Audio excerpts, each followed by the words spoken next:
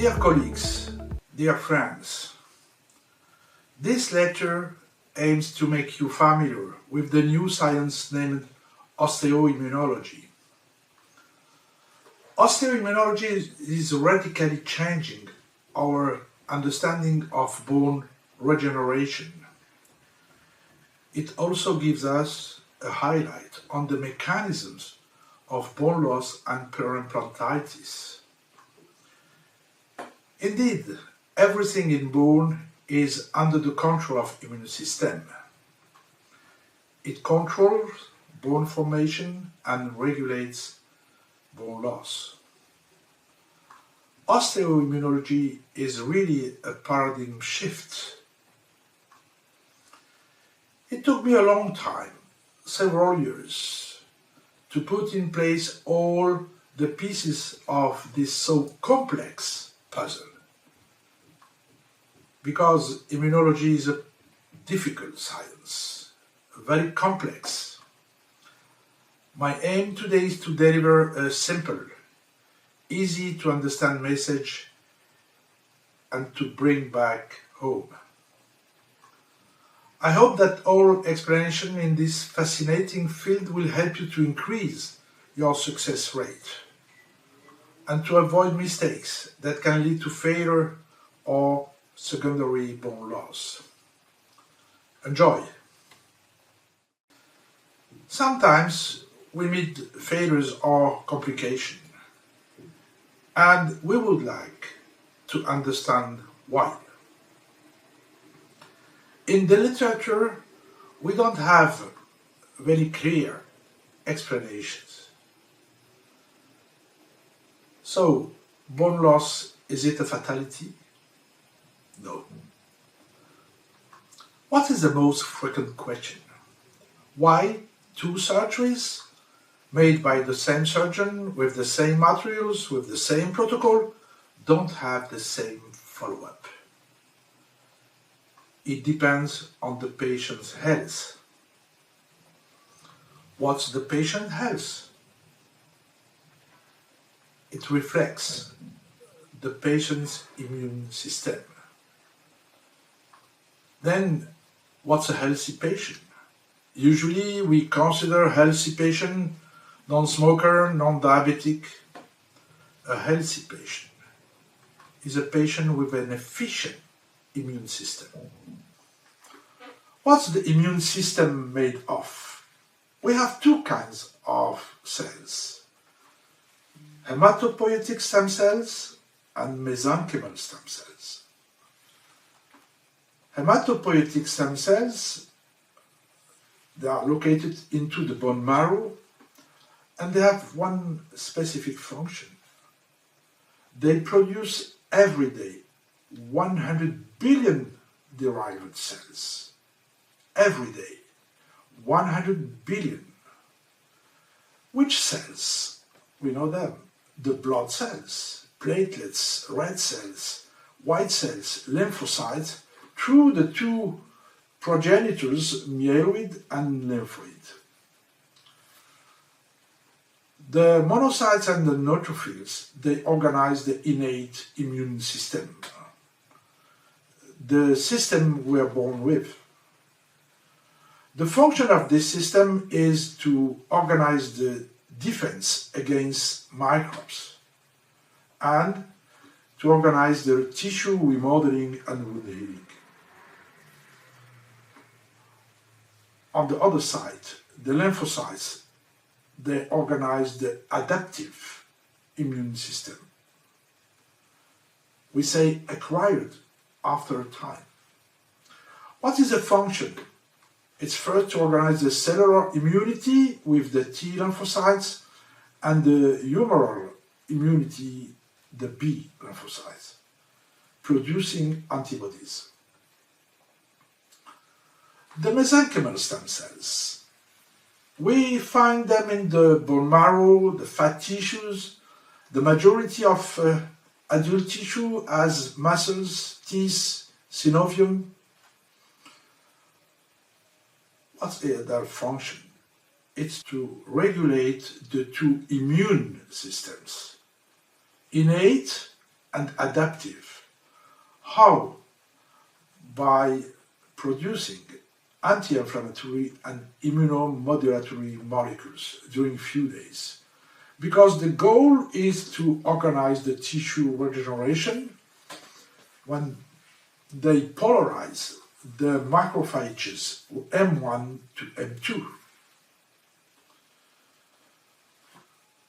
Today, there is an evidence. Physical exercise improves the patient's health by mobilization of all kinds of stem cells. When we do exercise through the sympathetic nerve system, we stimulate the bone marrow, and through the muscles and the synovium, we organize the release of hematopoietic and mesenchymal stem cells going into the blood in order to modulate inflammatory and immune response. This is how we can achieve an efficient immune system with anti-inflammation, health improvement, and healing and regeneration. This is the action of the exercise. Then, which physical exercise is recommended? Walking. But we have more questions. At what speed? For how long? This publication from the British Medical Journal is interesting. They got 1,700 adults, 70 years old. They made two groups. One is walking 3 kilometers per hour, means 2 steps seconds, and one half is walking at 5 kilometers per hour, means 3 steps seconds. And then they followed the two groups during 5 years. After 5 years, in the first group, none are still alive. There is no survivor, 0. It means that walking not quickly will not improve the health. But the second group, walking at 3 steps seconds, after 5 years, all are survivors. And we understand that if we want to enhance the immune system and the health, we need to walk quickly.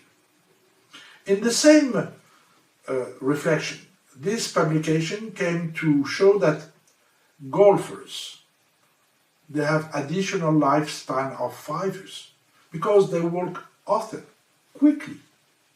But moreover, professional golfers, they are living 3 years more. Then we understand how the immune system is in charge of the global health by anti-inflammation, by organizing the defense, and by taking care of the wound healing and regeneration. Immune cells contribute to the early stage of angiogenesis, and we know how it's important, angiogenesis. Immune cells and factors are the key regulators in the wound healing. We are talking on osteology since almost 400 years. The first publication was made by Barthélemy Cabrol, French anatomist in Montpellier, surgeon of the king, and this book, Alphabet Anatomic, was the first to talk about osteology. And we were following this science during 400 years. But in 2000, we met a huge paradigm shift. Aaron and Choi, they came to publish on osteoimmunology. Means the immune system and the bone system are very close. What is the relation between them? Immune system is the key factor in bone homeostasis. Immune system controls bone formation by stimulation of osteoblasts.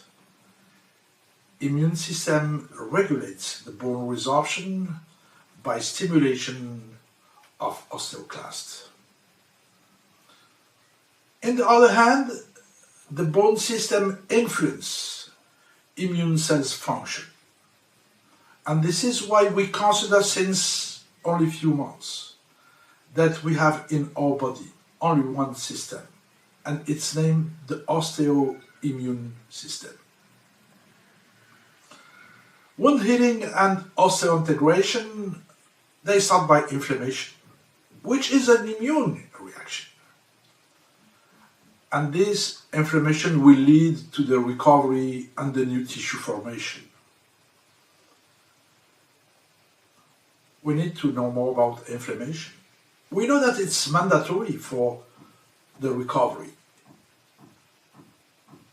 But the main information is that this inflammation must be brief, should last maximum of 5 days.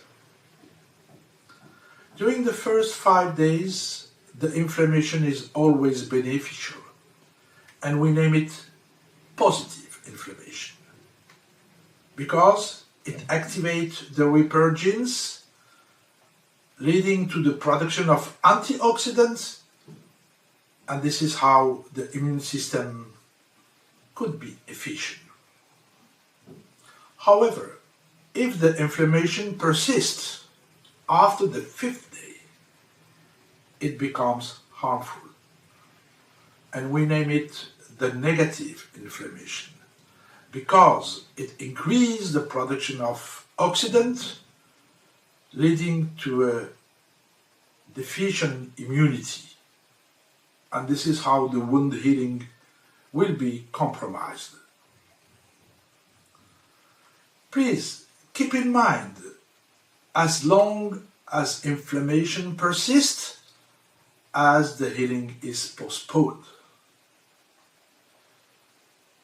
Inflammation must end at the 5th day, otherwise it will stay for a few weeks or a few months.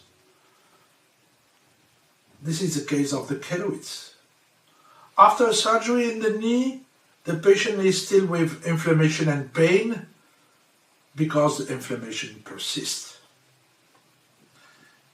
If we stop the inflammation, then the recovery occurs very quickly in only 2 weeks.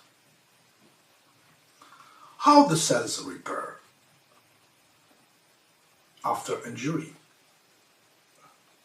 We need to activate the repair genes into the cells. We have almost 500 genes specifically, exclusively dedicated to the reparation. But we need to activate them by the master activator, which is the nuclear-related factor 2. When we activate this protein, we will increase the antioxidant production, leading to the downregulation of the pro-inflammatory cytokines. But we can start to put a very important information. What is the main activator of the nuclear-related factor 2? It's the vitamin D. And then we start to understand that vitamin D has a huge influence on the reparation and the healing. We will come back on this topic later. We talk about oxidant and antioxidant. What's an oxidant? It's a free radical named also reactive oxygen species. It's a molecule that has lost 1 electron or more, and then it becomes highly toxic. What's an antioxidant? It's a molecule able to promote and to provide 1 electron or more to a free radical in order to neutralize it. It means that we need to be in balance between oxidant and antioxidant. We produce continuously oxidant during the redox reaction, which are mandatory for life. And then we need to produce the same amount of antioxidant. We need to be in balance, but sometimes we can't because we produce too much oxidant or we don't produce enough antioxidant. The balance is negative and it's named oxidative stress. Oxidative stress leads to major cells issues, damaging membranes and DNA.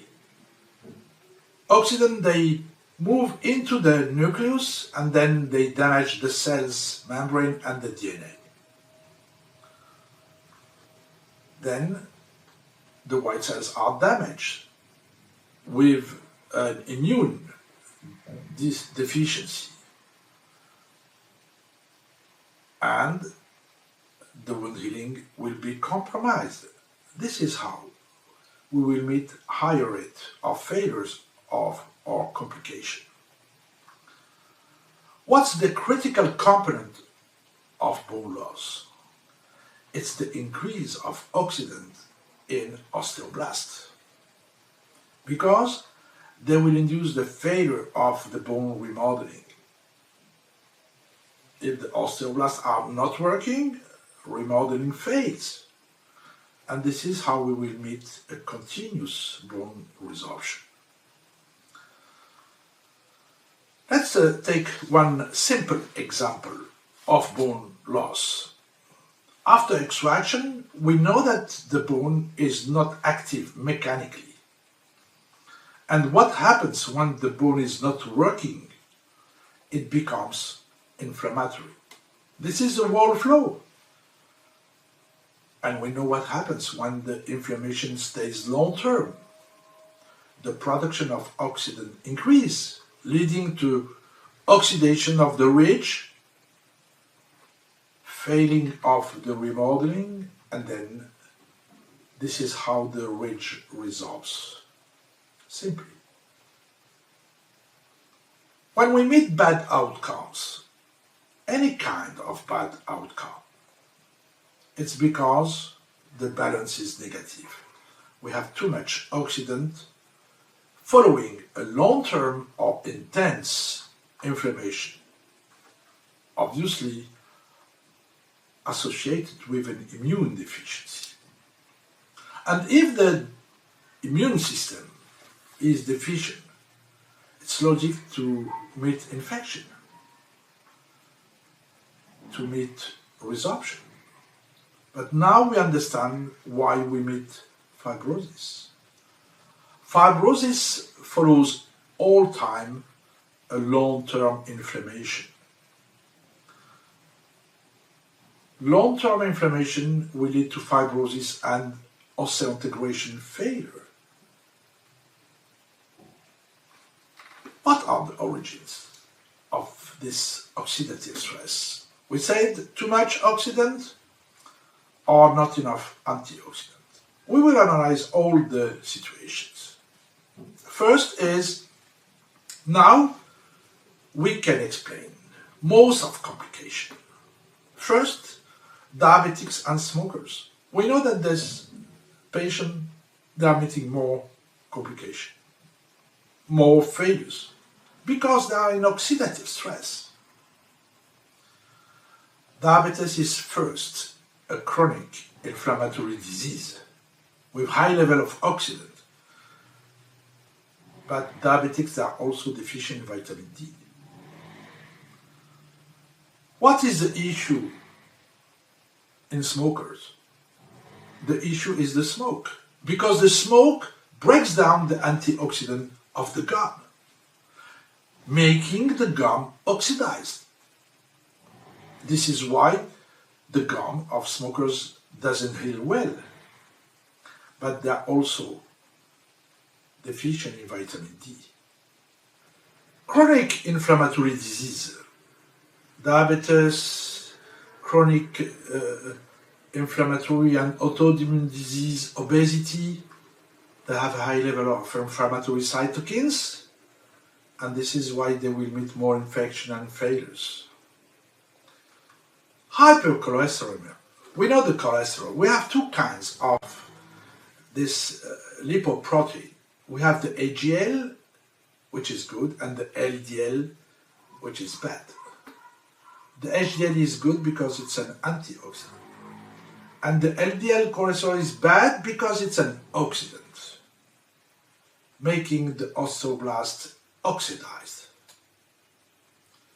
What is the relationship between osteoblast and cholesterol?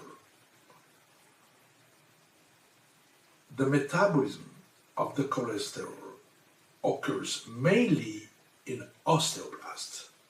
And this is why if the cholesterol is high, the LDL, it will induce osteoblast oxidation. So if the cholesterol is above 1.4 gram per liter, the osseointegration will be delayed. But if the cholesterol is above 1.8, I want to tell you that even in dream, you will never meet osseointegration. This kind of level is totally inducing complication and failures. When we have a high level of LDL, the osteoblasts are oxidized and then they don't work. But we know from where they're coming. They're coming from the mesenchymal stem cells. And when the osteoblasts are not working well, most of stem cells are going to produce adipocytes, fat. And then in this situation, the bone is replaced by fat and becomes with a yellowish color. Sometimes when you raise the flap, you see that the bone is yellow, but you don't understand why. Brannemark, 40 years ago, he was teaching his students, telling them, you know what, when I see a yellow bone, I cancel the procedure. Why, professor? Why do you cancel? He was telling them, I don't know why. What I know is that when I raise the flap and the bone is yellow, I will meet a very high level of failures. And then, if I see a yellow bone, immediately I close the flap and I do nothing. This is why I recommend to test the LDL before the surgery. It must be less than 1.4 gram. And if it's increased, then you should send the patient to the physician. We know that allergic to penicillin are meeting a lot of issues. 50% increased risk of surgical site infection. 3 to 4 times more failures in implantology. Almost the same than in diabetics and smokers. Almost the same. And if we change the antibiotics and we use, for example, clindamycin, we will meet the same rate of failures. Today, we can explain why. Allergy is a dysfunction of the immune system. What happens? And we know that since the consensus conference in 2014, there is a long-term release of inflammatory cytokines by the T lymphocytes. And we know what happens when we have too much inflammatory cytokines. We will increase the oxidant production. In the same time, allergic are deficiencies in vitamin D. And we know that with deficiency of vitamin D, they will not be able to produce enough antioxidant. And then the conclusion is very simple. They are in oxidative stress and they will meet more infection and failures. Sometimes we do a surgery and at the reopening we see some resorption and some fibrosis. Can we explain how and why. When we do a bone augmentation, what is the key point? It's the state of the gum. And if the soft tissue is thin, then we know that the bacteria, they penetrate and spread to the periodontium, making this periodontium inflammatory. We don't see, because we see the epithelium, we don't see the periodontium. And if the periodontium is inflammatory, it will release the cytokines on the bone, making this bone oxidized. And we know what happens when oxidation occurs for long term: resorption, fibrosis, or both. A collagen membrane is recommended to be placed on the graft. What is the real function of the collagen? The function of the collagen is not to avoid the penetration of the cells from the flap, from the soft tissue. This is not the biologic mechanism. The cells from the flap, they can't move into the bone. What happens when we place a membrane? It's for making an immune barrier, stopping the inflammatory cytokines coming from the soft tissue. And this inflammation will be the origin of the connective tissue. I will explain you later. So, we understand that the fibrosis or the resorption is due to the inflammatory gum. But it means that if the gum is not inflammatory, if the gum has enough thickness, enough keratinization, do we need a collagen? My answer is no. There is no cytokines. And this is how we can now understand the indication. If the gum is not inflammatory, if the gum is enough thick, we don't need to place a collagen membrane. And you know that we have already a collagen membrane, natural. It's the periosteum. In the books of biology, periosteum is named a collagen membrane. But it opened our eyes today to understand some issues. Usually when we do autogenous bone graft, we don't place collagen because we believe that as the bone is autogenous, we don't need collagen. No. The behavior of the graft depends on the soft tissue inflammation. And if the soft tissue is inflammatory, you will meet resorption, even if the bone is cortical. It means that even when we make an autogenous bone graft, we should place a membrane when the soft tissue is too thin. Look, a screw was placed to make a screw tenting, but if the soft tissue is inflammatory, the resorption will occur. We place a biomaterial and we can meet a foreign body reaction. It's a response from the innate system. And then when the inflammation persists, the monocytes, they become macrophages, and the macrophages become foreign body giant cells. It means that the compatibility is related to the inflammatory response.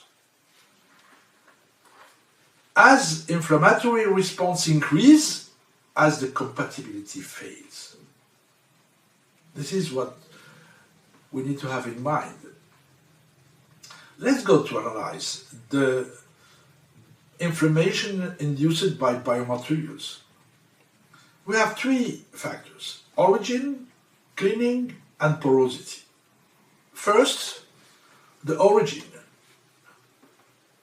When we use low inflammatory material as human or porcine, we meet a low level and short time inflammation. Why porcine is low inflammatory? Because antigenicity is very close to human. When we use inflammatory materials as synthetic or bovine, we will meet a long-term inflammation, leading to oxidation. And this oxidation into the graft will be the origin of the connective tissue growth, the fibrosis, or the encapsulation. The connective tissue growth is not coming from the flap. The connective tissue growth is built by the fibroblast into the inflammatory bone graft. Then, using an inflammatory biomaterial, you will meet a delayed osseointegration and maybe fibrosis. We need to take care about the surface condition, means the cleaning. We do with implant and titanium, we must do with biomaterials. This is a surface condition of 3 bovine, and we see that the cleaning is not very good. We have a lot of debris, and what we will do when we put debris, we will induce inflammation in order to remove this debris. Even in porcine, we have some material which are not very well cleaned. Then we can go to the porosity. We have 2 kinds of porosity, the macro porosity and the micro porosity. When a company shows you a picture of bone, telling you, look, it's the same than human. Of course, bone is bone. It doesn't matter from where it's coming, animal or human. It's bone. And the macroporosity of bone is always the same, whatever from which animal it's coming. But let's go to the microporosity, which is around 1 micron. We have 3 bovine, and we see that 2 of the 3, they lost the micropores. In the porcine, we have the same. 1 lost the micropores, and 1 has still all micropores. But why the stability of the micropores is not met? Because of the heating temperature. When we heat too much, the micropores disappear. And we must be focused on this, because the macropores, they allow the fluid from the blood to pass through, and this way they will bring the proteins from the blood. And if we don't have micropores, behavior will not be very good. To understand, when we heat at very high temperature, the biomaterial extracellular matrix is totally modified, as you saw in the pictures. And then the innate cells, they don't recognize it. It's the same with synthetic. This is why synthetic are the most inflammatory biomaterial. Don't believe that synthetic is safe. Synthetic is very inflammatory because it's a full foreign body. And if the cells, they don't recognize this crystal, it will become a high level and long-term inflammatory material. We can meet oxidation after long-term ischemia. How a tissue turns ischemic? We have the answer from Mamoto. after her paper in Nature 2009. And she said, when we apply pressure or tension, it will lead to a loss of vascularity. Yeah. If you want to lose the vessels, just press or just pull in order to make tension. We have the examples of the bed ulcers.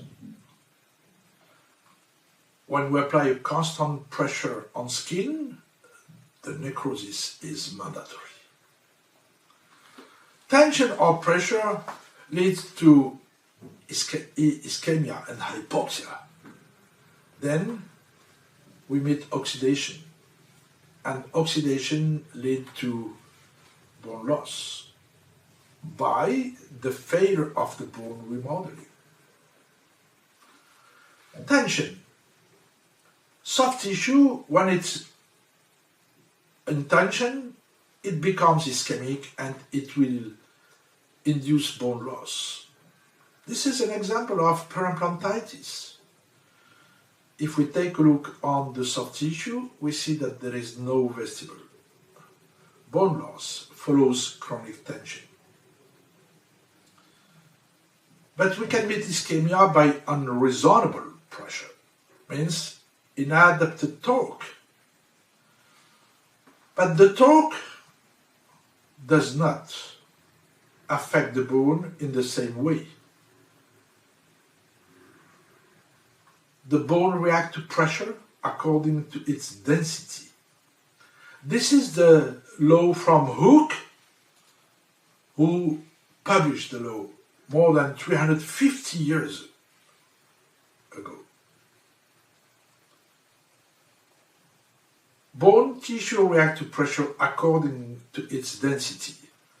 When the bone is soft, flexible, we will not meet stress. But when the material is dense, rigid, we will meet a high stress. And then in the bone, when it's cancellous, it's flexible, and then the pressure will not induce oxidation. We can put torque on cancellous bone. But on the cortical level, this bone is very rigid, and then the pressure will induce high stress and oxidation. If we take a look on the 4 implants with peri-implantitis, we will see that the resorption always takes place in the cortical zone. When we place an implant, what is the critical zone? It's the cortical zone, because this bone has no plasticity. This bone has a poor blood supply, and then pressure will induce oxidation. And this is how occur the marginal bone loss, by the pressure on the cortical bone. Marginal bone loss starts with compression of the cortical bone. This paper, published by Dweck, showed that high torque induces a broken and ischemic bone. If we don't place any torque, the bone is really healthy and not ischemic. We have another publication from Tabassum. He wanted to see, after placing an implant with an undersized drilling, 5%, 15%, and 25%. Undersizing preparation of 5% or 15% does not affect the bone behavior. But when the preparation is 25% less, then we will meet an impair of osseointegration. When the cortical is sick, what happens? The implant presses the cortical and oxidizes it. then we will meet a cratering, because the cortical bone does not support any pressure. We do bone graft, and we do two frequent mistakes. The first is to believe that the bone graft must be very dense at the reopening. The second mistake is to place an implant with high torque, believing that the stability is the main factor. No, high torque will induce high stress. The bone graft is not flexible. Then it behaves as cortical bone, and any pressure will be fatal. We know the osteonecrosis of the jaws when people are taking biphosphonate. What is the main cause? The main cause is the immune dysfunction, related pathways associated with biphosphonate. When they take biphosphonate, there is a disturb of the mucosal and osteoimmune homeostasis, leading to infection and then osteonecrosis.